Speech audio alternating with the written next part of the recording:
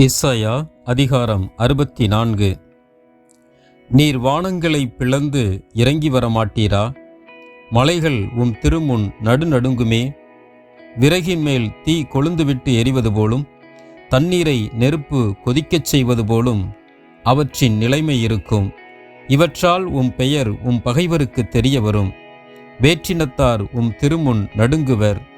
நாங்கள் எதிர்பாராத அச்சம் தரும் செயல்களை நீர் செய்தபோது நீர் இறங்கி வந்தீர். மலைகள் உம் முன்னே உருகி ஓடின. தம்மை நம்பியிருப்போருக்காகச் செயலாற்றும் கடவுள் உம்மையன்றி வேறு யார்? முற்காலம் முதல் இது பற்றி எவரும் கேள்வியுற்றதில்லை, செவியுற்றதுமில்லை, கண்ணால் பார்த்ததுமில்லை.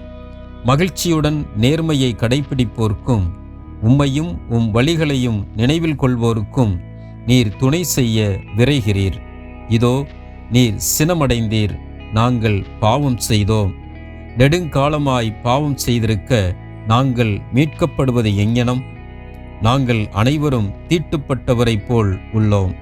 எங்கள் நேரிய செயல்கள் எல்லாம் அழுக்கடைந்த ஆடை போல் ஆயின. நாங்கள் யாவரும் இலை போல் கருகி போகின்றோம். எங்கள் தீச்செயல்கள் காற்றைப் போல் எங்களை அடித்துச் சென்றன. உம் பெயரை போற்றுவார் எவரும் இல்லை. உம்மை பற்றி கொள்ள முயல்பவர் எவரும் இல்லை. நீர் உமது முகத்தை எங்களுக்கு மறைத்துள்ளீர். எங்கள் தீச்செயல்களின் பிடியில் எங்களை அழிய விட்டீர். ஆயினும் ஆண்டவரே, நீரே எங்கள் தந்தை, நாங்கள் களிமண். நீர் எங்கள் குயவன், நாங்கள் அனைவரும் உம் கைவேலைப்பாடுகளே.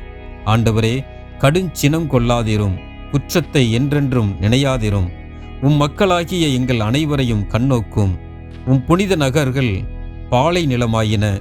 சீயோன் பால் நிலமாயிற்று. எருசலேம் பாலடைந்து கிடக்கின்றன. எம் மூதாதையர் உம்மை போற்றி பாடிய தூய்மையும் மாட்சியும் மிக்க எங்கள் திருக்கோவில் நெருப்புக்கு இரையாயிற்று. எங்களுக்கு அருமையானவை அனைத்தும் அழிந்து போயின. ஆண்டவரே, இவற்றைக் கண்டும் நீர் வாளாவிருப்பீரோ? மௌனமாயிருந்து எங்களை கடுமையாய் வருத்துவீரோ?